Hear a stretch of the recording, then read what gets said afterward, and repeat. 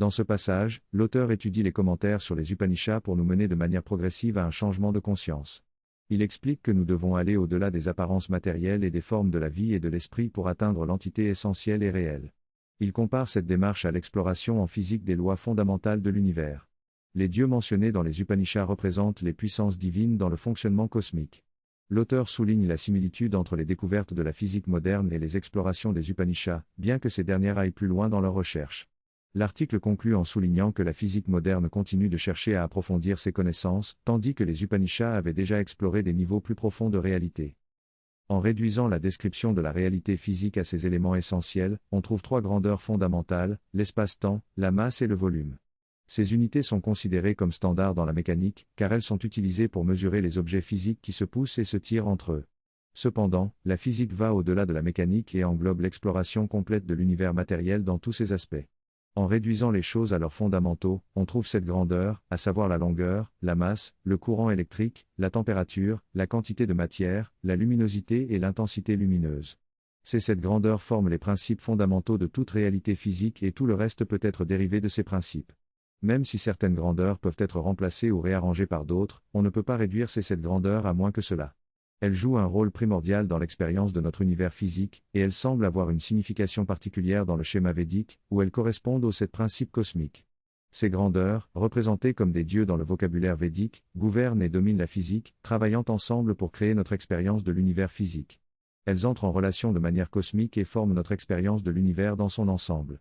Par exemple, l'espace et le temps combinés créent la notion de vitesse, et la masse, l'espace et le temps déterminent l'énergie. Toutes les expériences et les qualités de l'univers peuvent être réduites aux interactions entre ces 7 dieux fondamentaux. Si l'on en retirait un seul, l'univers cesserait d'exister, et les autres grandeurs ne seraient que des divinités secondaires. Bien que le terme Dieu puisse être controversé dans le contexte scientifique, il représente simplement le rôle fondamental de ces grandeurs dans la réalité, tout comme dans la vision védique. La poursuite de la science permettrait donc d'étendre notre compréhension au-delà de la physique pure pour explorer davantage cet aspect de l'univers. L'énergie vitale et l'esprit sont des éléments essentiels de la force de vie. Les caractéristiques de l'espace, du temps et de la masse se retrouvent à différents niveaux de réalité, tant sur le plan physique que psychologique. Par exemple, nous ressentons une proximité émotionnelle avec certaines personnes, même si elles sont physiquement éloignées de nous. De même, la perception du temps peut varier d'une personne à l'autre, même si elles sont assises côte à côte. De plus, la notion de masse a également une composante psychologique, manifestée par la sensation d'être chargé par quelqu'un. Ainsi, l'espace, le temps, la masse et l'énergie sont présents à la fois physiquement et psychologiquement, mais avec des caractéristiques différentes. Lorsque nous entrons dans le domaine de l'esprit, nous découvrons également une notion d'espace, de temps et de masse, mais cette fois-ci sous forme d'idées. Les différentes façons de penser et de percevoir le monde peuvent être très différentes d'une personne à l'autre, influencées par des facteurs tels que l'autorité et le pouvoir. Cependant, malgré ces différences, il est possible de trouver des points communs et d'adopter une vision inclusive qui englobe toutes ces perspectives. Enfin, l'autorité de l'utilisation du terme Aurobindo Nyan Sot dans le contexte de la pensée d'Aurobindo est remise en question, car cela réduit sa perspective à une simple étiquette alors qu'elle est bien plus vaste et complexe que cela. Dans cette synthèse, il est souligné que la perspective d'Aurobindo est différente des perspectives limitées et spécialisées. Son approche est intégrale et englobe tous les points de vue et principes, sans rien exclure. Il rejette toute forme d'usage réductionniste. Il est souligné que les idées peuvent être larges ou petites, massives ou légères. Même si les principes physiques tels que la force et le mouvement peuvent être mesurés en termes de masse, mouvement et temps, il est suggéré que dans le domaine psychologique, il existe d'autres qualités distinctes qui ne se retrouvent pas dans le domaine physique, comme l'attraction, la répulsion, l'amour, la compassion, l'ordre, le chaos, l'illumination, etc.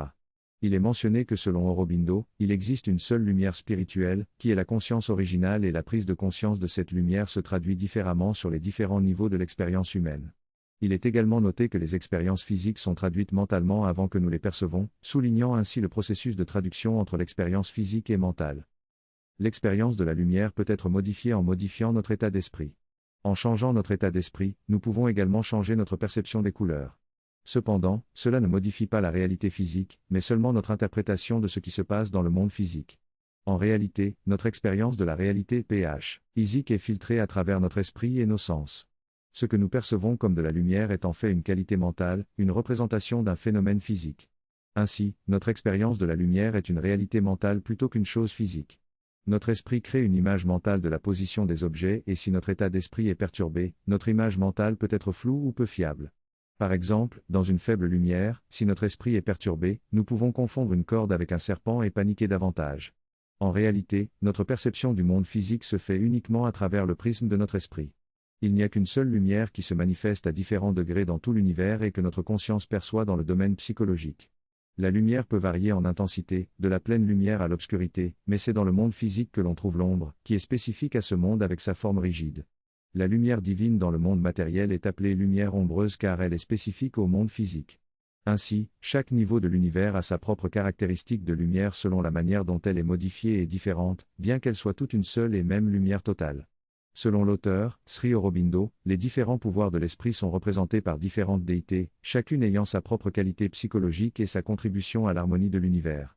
Ces déités étaient autrefois vénérées dans l'âge védique et représentent des aspects essentiels de la psyché humaine. Dans cette discussion, l'auteur explore la perspective védique sur les divinités cosmiques et leur relation avec la réalité. Selon cette perspective, les divinités représentent les principes cosmiques qui existent à la fois sur les plans psychologiques et physiques. Par exemple, l'attraction et la répulsion entre les particules fondamentales peuvent être attribuées à une divinité qui apporte cette force d'attraction. De même, l'harmonie dans les structures moléculaires est attribuée à une divinité qui apporte cet équilibre. La vision védique est considérée comme plus profonde que celle des physiciens, car elle considère la conscience pure comme l'origine de toutes les formes de réalité. Les divinités cosmiques sont considérées comme des expressions de cette conscience pure, opérant à travers le temps et l'espace dans tous les niveaux de conscience. L'auteur souligne également que nous, en tant qu'individus conscients de nous-mêmes, sommes également des entités fondamentales de la réalité. Nous avons la capacité de percevoir et de comprendre ces aspects divins présents dans l'univers. En analysant les formes de matière, de vie et de pensée, nous pouvons aller au-delà de leurs apparences pour découvrir les réalités fondamentales qui les sous-tendent.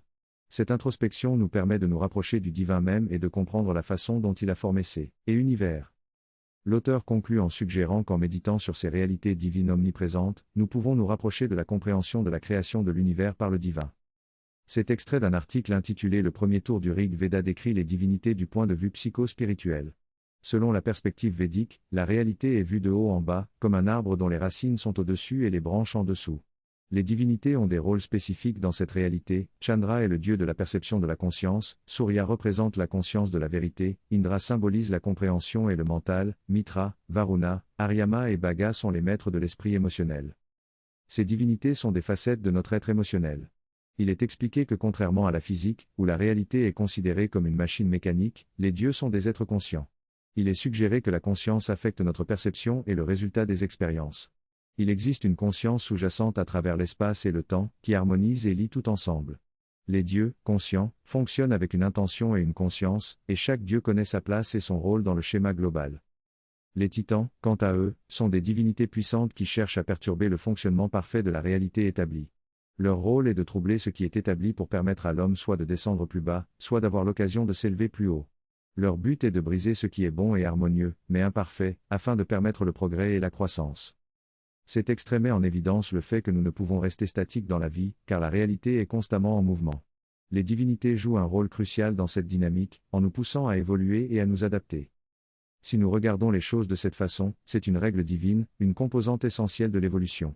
En fait, si nous creusons profondément dans la logique de l'évolution, nous pouvons voir que l'évolution peut conduire rapidement au bien si une force pousse constamment en arrière pour éliminer ce qui refuse d'avancer.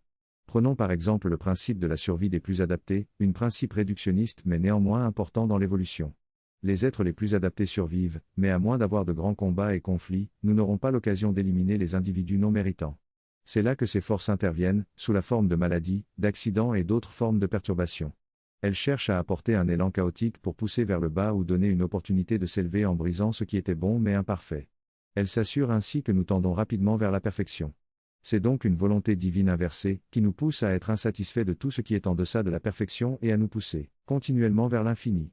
Pour cela, nous avons deux choix, soit reconnaître la divinité en toute chose et ainsi nous rapprocher du divin, soit rester attachés à notre nature mécanique et souffrir des douleurs de la vie. Cette voie inférieure, qui privilégie le plaisir immédiat et les plaisirs sensoriels, nous conduit à être victimes de nos instincts et à nous fondre dans un comportement collectif. Mais cette voie est souvent accompagnée de douleurs et d'autres problèmes. De l'autre côté, il y a ceux qui cherchent la connaissance, l'élargissement de leur conscience et capacités. Ils renoncent au plaisir immédiat et cherchent à grandir. C'est une voie plus élevée, bien que parfois douloureuse, qui mène à une véritable satisfaction et à une réelle croissance. Dans ce texte, il est souligné que chaque personne peut découvrir son potentiel et sa clarté d'esprit en se libérant de l'addiction. Il est également expliqué que les dieux et déesses représentent les différentes facettes du divin, et que la mère divine les englobe tous. L'objectif est donc d'entrer en relation directe avec la mère divine pour qu'elle agisse harmonieusement à travers nous. Les dieux sont là pour nous aider, mais nous devons les dépasser et nous connecter directement à la source divine. Le texte souligne également que la bataille entre les forces de lumière et d'obscurité se déroule principalement dans l'esprit, la vie, l'essence et la parole de l'homme. C'est dans ces domaines que la lutte prend tout son sens et se dirige vers son accomplissement. Les dieux cherchent à nous guider vers le bien et la lumière, tandis que les titans représentent l'ignorance et le mal. Au-delà des dieux se trouve le Maître, c'est-à-dire la véritable essence divine. La conscience dont nous parlons ici est la représentation positive de soi-même à l'échelle cosmique. Nous examinons maintenant les dieux et la lutte entre les dieux et les titans, et derrière les dieux se trouve la conscience suprême dont ils sont la représentation cosmique de soi. Ainsi, nous considérons le cosmos comme la forme et le corps de Dieu dans son fonctionnement, mais le divin lui-même est au-delà de cela. Il reste donc trois éléments, le divin que nous cherchons à réaliser, les dieux qui représentent la cause divine dans le cosmos, et nous-mêmes, l'autre entité fondamentale. La relation entre ces trois éléments est ce qui constitue le reste de l'exploration. La prochaine classe aura lieu vendredi, et je ne serai pas disponible dimanche prochain. Le 14 juillet, il y aura une prière spéciale pour l'anniversaire de Wendy, vous êtes tous invités à y assister. Le texte sera également diffusé en direct sur le site web. Cette classe sera reprise en juillet après mon retour, à partir du 28 juillet. Nous pouvons méditer sur ces idées pendant quelques minutes et réfléchir à leur relation avec nous.